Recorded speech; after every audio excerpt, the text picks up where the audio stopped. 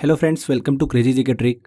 दोस्तों, weekly current affair की हमारी सीरीज़ को आगे बढ़ाते हुए आज के इस वीडियो में हम डिस्कस करने वाले हैं 22 अक्टूबर से लेकर 28 अक्टूबर तक के सभी इंपॉर्टेंट करंट अफेयर को।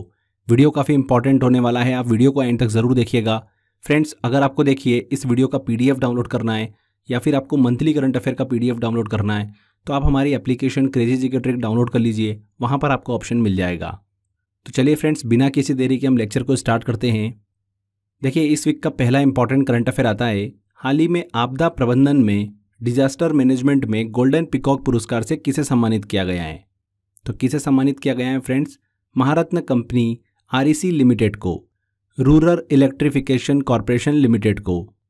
आपदा प्रबंधन के लिए देखिए इंस्टीट्यूट ऑफ डायरेक्टर्स द्वारा गोल्डन पीकॉक अवार्ड 2023 से सम्मानित किया गया है। ध्यान रखिएगा, यहाँ पर ए आंसर बिल्कुल सही होगा। ये पुरस्कार जो है REC लिमिटेड को लंदन में हुए एक पुरस्कार समारोह में देखिए प्रदान किया गया। गोल्डन पीकॉक अवार्ड की बात करते हैं तो ये अवार्ड कॉर्पोरेट गवर्नेंस और सस्टेनेबिलिटी के क्षेत्र में योगदान के लिए दिया जाता है। इसकी शुरुआत कब हुई थी? 1991 में इसकी शुरुआत हुई थी। REC लिमिटेड को डिजास्टर मैनेजमेंट में देखिए गोल्डन पीकॉक पुरस्कार जो है वो प्रदान किया गया है। REC लिमिटेड की बात करते हैं तो देखिए एक गैर बैंकिंग वित्तीय कंपनी है, NBFC है, जो पूरे भारत में बिजली के क्षेत्र के वित्त पोषण और विकास पर ध्यान केंद्रित करती हैं। एक महारत्न कंपनी है जिसकी स्थापना कब हुई थी? 1969 में हुई थी। ठीक है, चलिए नेक्स्ट क्वेश्चन की तरफ चलते हैं। United Nations World Tourism Organization UNWTO द्वारा किस राज्य के थोडो गांव को सर्वश्रेष्ठ पर्यटन गांव का पुरस्कार जो है वो दिया गया है? वेरी इंपॉर्टेंट क्वेश्चन है। देखिए, बहुत ज़्यादा सुर्खियों में रहा ये। हाल ही में UNWTO द्वारा विश्व के 54 सर्वश्रेष्ठ पर्यटन गांवों की सूची जो है वो जारी की गई है। हेलो फ्रेंड्स, इस सूची में गुजरात के कच्छ जिले के थोडो गांव को भारत में सर्वश्रेष्ठ पर्यटन गांव का पुरस्कार प्रदान किया गया है। 22 अक्टूबर से लेकर उन गांवों को दिया जाता है सभी इंपॉर्टेंट करंट अफेयर जो ग्रामीण क्षेत्रों के काफी इंपॉर्टेंट होने वाला है। सांस्कृतिक विविधता, स्थानीय मूल्यों अगर आपको और परंपराओं को संरक्षित करने में आगे आते हैं। या फिर आपको ध्यान रखिएगा, गुजरात के कच्छ जिले के थोडो गांव को भारत के सर्वश्रेष्ठ पर्यटन गांव का पुरस्कार जो है वो दिया गया है। चलिए फ्रेंड्स, UNWTO की बात करते हैं तो देखिए फ्रेंड्स, इसकी स्थापना कब हुई थी? पहला इंपॉर्टेंट 1975 में हुई थी। हाल ही में आपदा का मुख्यालय कहाँ पर स्थित है? मैड्रिड, स्पेन में। ठीक है, चलिए नेक्स्ट क्वेश्चन की तरफ चलते हैं। हाल ही में राष्ट्रीय निर्वाचन आयोग ने किसे नेशनल आइकॉन बनाया है?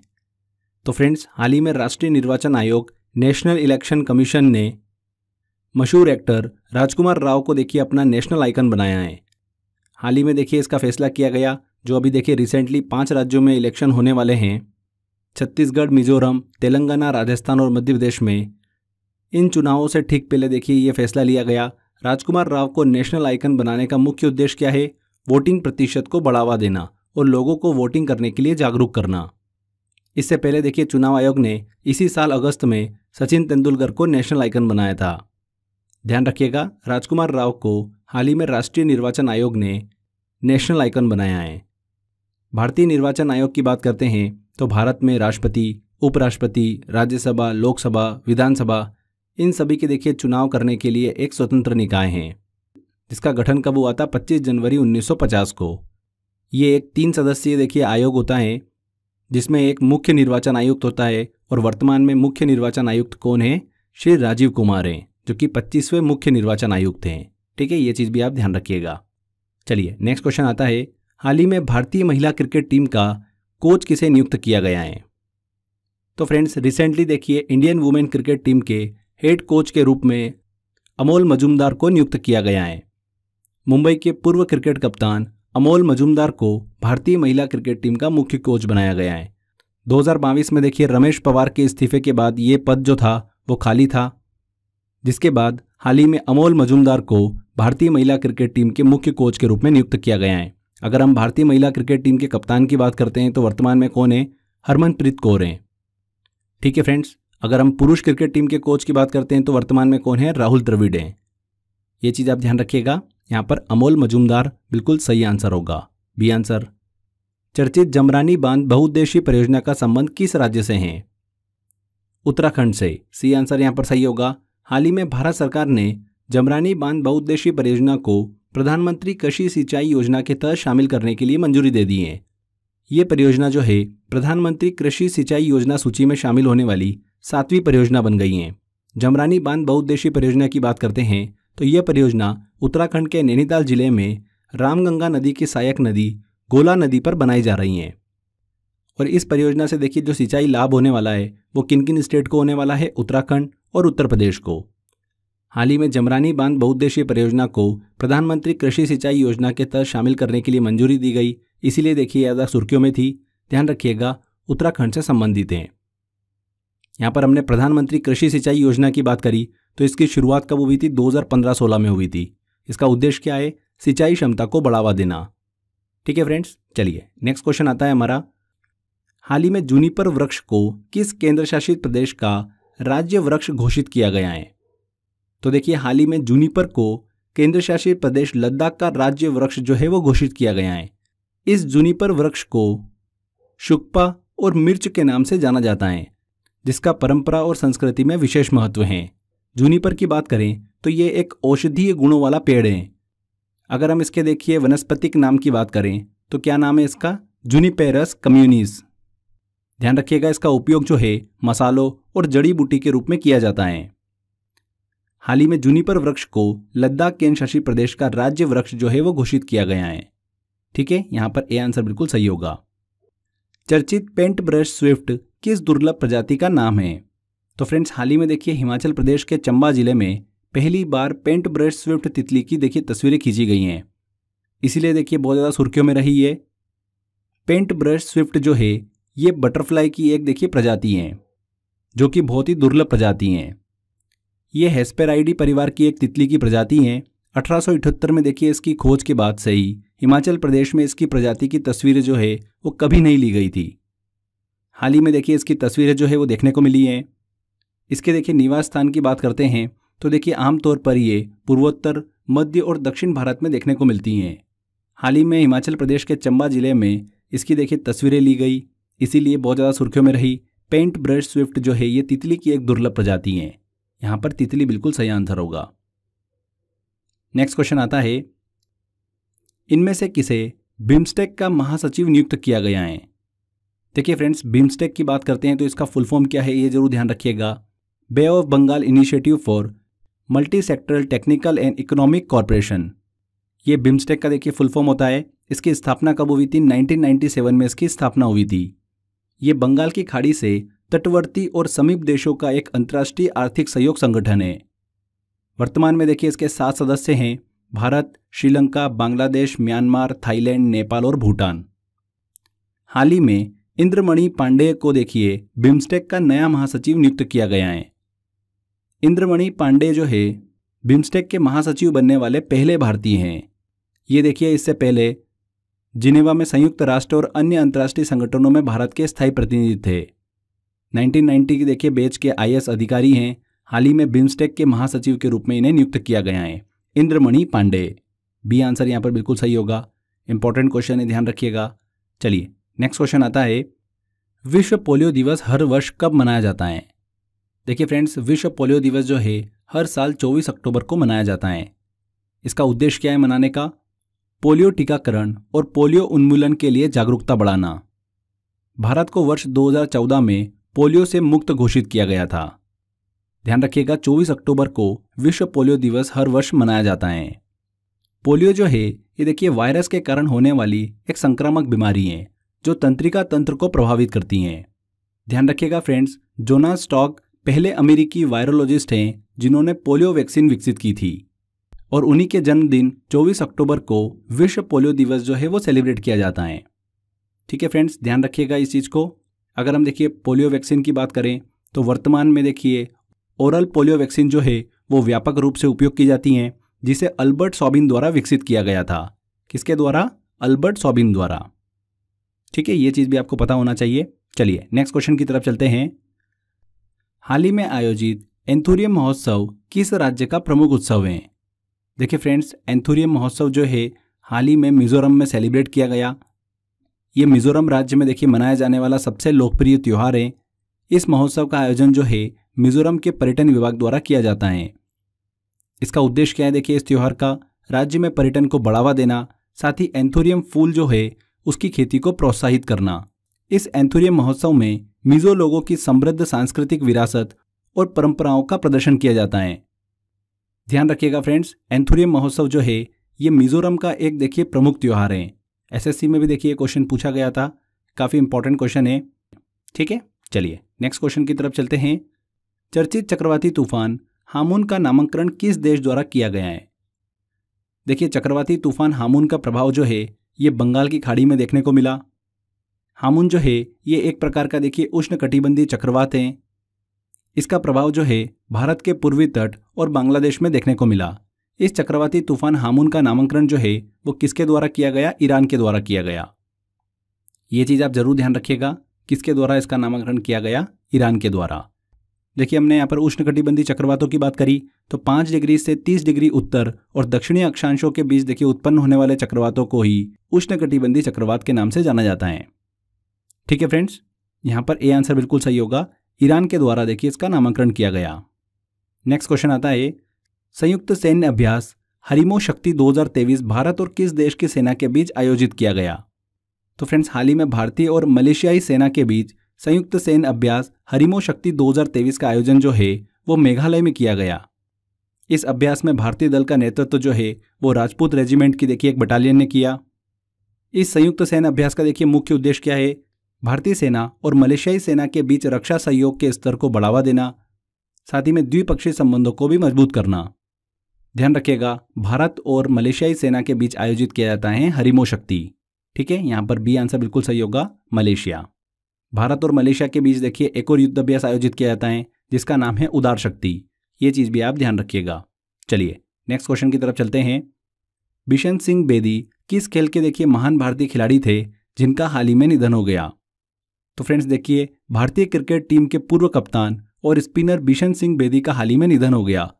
बिशन सिंह बेदी का जन्म 1946 देखिए अमृतसर में हुआ था और ये 1966 से लेकर 1979 तक भारतीय क्रिकेट टीम का हिस्सा रहे थे। इनके देखिए अचीवमेंट की बात करते हैं तो 1970 में इन्हें पद्मश्री दिया गया था खेलों में देखिए योगदान के लिए, और 2004 में C K Naidu lifetime achievement पुरस्कार से भी इन्हें सम्मानित किया गया था। ध्यान रखिएगा, भारतीय क्रिकेट टीम के पूर्व कप्तान और स्पिनर बिशन सिंह बेदी का हाल ही में निधन हो गया, क्रिकेट से संबंधित थे। नेक्स्ट क्वेश्चन आता है, हाल ही में प्रकाशित India on their minds 8 women's 8 ideas of India पुस्तक किसके द्वारा लिखी गई है? किसके द्वारा देखिए पुस्तक लिखी गई है? रितु मेनन के द्वारा देखिए इस पुस्तक को लिखा गया है। हाल ही में इस पुस्तक को देखिए प्रकाशित किया गया। इस पुस्तक में देश की 8 प्रतिष्ठित भारतीय महिलाओं के बारे में उल्लेख किया गया है। पुस्तक में इन 8 महिलाओं के मातृभूमि और राष्ट्रवाद के विचारों का संकलन देखने को मिलता है। ध्यान रखिएगा, India on their minds 8 women's 8 ideas of India किसके द्वारा लिखी गई है? रितु मेनन के द्वारा लिखी गई हैं। नेक्स्ट क्वेश्चन की तरफ चलते हैं। IRCTC का चेयरमैन और प्रबंध निदेशक किसे नियुक्त किया गया है? Indian railway catering and tourism corporation का देखिए हाल ही में चेयरमैन और प्रबंध निदेशक किसे नियुक्त किया गया है? संजय कुमार जैन को। IRCTC की बात करते हैं तो भारतीय रेल की देखिए सहायक कंपनी है जो रेलवे की खानपान व्यवस्था, पर्यटन और ऑनलाइन टिकट संबंधी गतिविधियों का कार्यभार संभालती हैं। IRCTC की बात करें तो इसकी स्थापना कब हुई थी? 1999 में हुई थी, जिसका मुख्यालय नई दिल्ली में स्थित है। ध्यान रखिएगा, हाल ही में संजय कुमार जैन को IRCTC का चेयरमैन और प्रबंध निदेशक नियुक्त किया गया है। नेक्स्ट क्वेश्चन आता है, यूनाइटेड स्टेट ग्रैंड प्रिक्स 2023 किसने जीती है? तो रेड बुल के देखिए ड्राइवर मैक्स वेस्टपेन ने यूनाइटेड स्टेट्स ग्रैंड प्रिक्स 2023 का खिताब अपने नाम किया है। मैक्लेरन जो है वो दूसरे स्थान पर रहे, जबकि फरारी ड्राइवर कार्लोस सेंज जो है वो तीसरे स्थान पर रहे। मैक्स वेस्टपेन की देखिए 2023 सीजन की ये 17वीं रेस थी और इन्होंने देखिए इस सीजन में कुल मिलाकर 15 जीत जो है वो हासिल कर ली है। साथ ही देखिए ये जीत जो है इसलिए भी स्पेशल है क्योंकि F1 रेस में मैक्स वेस्टपेन के करियर की ये 50वीं जीत हैं। ध्यान रखिएगा फ्रेंड्स, रेडबुल के ड्राइवर हैं मैक्स वेस्टपेन। हाल ही में इन्होंने यूनाइटेड स्टेट ग्रैंड प्रिक्स 2023 का खिताब जो है वो अपने नाम किया है। बी आंसर, किस कंपनी द्वारा हाल ही में ऑनलाइन स्कैम से बचने के लिए DG कवच लॉन्च किया है? तो किसने लॉन्च किया है? गूगल ने। गूगल के द्वारा ऑनलाइन स्कैमर से देखिए बचाव के लिए DG कवच को लॉन्च किया गया है। ये एक आर्टिफिशियल इंटेलिजेंस और मशीन लर्निंग की मदद से ऑनलाइन स्कैमर्स पर देखिए नज़र रखेगा, साथ ही में उनके द्वारा किए जाने वाले अपराधों को भी रोकेगा। ध्यान रखिएगा, DG कवच जो है ये किसके द्वारा लॉन्च किया गया? गूगल के द्वारा लॉन्च किया गया। गूगल जो है ये देखिए एक सर्च इंजन है। अगर इसकी देखिए पेरेंट कंपनी की बात करें तो वो कौन सी है, अल्फाबेट हैं। वर्तमान में गूगल के सीईओ कौन है, सुंदर पिचाई हैं।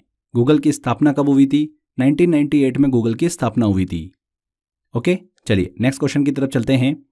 हाल ही में आध्यात्मिक गुरु बंगारू आदिग्लर का निधन हो गया, इन्हें किस वर्ष पद्मश्री दिया गया था? तो फ्रेंड्स देखिए, हाल ही में आध्यात्मिक गुरु आदिग्लर का निधन हो गया। राष्ट्र के प्रति उनकी आध्यात्मिक सेवाओं के लिए वर्ष 2019 में इन्हें पद्मश्री से सम्मानित किया गया था। कब सम्मानित किया गया था, 2019 में। बंगारू आदिग्लर को उनके अनुयायी अम्मा के नाम से पुकारा करते थे। ध्यान रखिएगा, 2019 में इन्हें पद्मश्री से सम्मानित किया गया था। हाल ही में इनका निधन हो गया। भारतीय सैन्य विरासत महोत्सव का आयोजन कहां पर किया गया? तो फ्रेंड्स देखिए, भारत के पहले सैन्य विरासत महोत्सव का आयोजन जो है वो कहां पर किया गया, नई दिल्ली में किया गया। इसका उद्देश्य भारतीय सैन्य संस्कृति, परंपराओं और इतिहास के देखिए अध्ययन को बढ़ावा देने के साथ ही आत्मनिर्भर भारत और मेक इन इंडिया पहल को भी मजबूत करना है।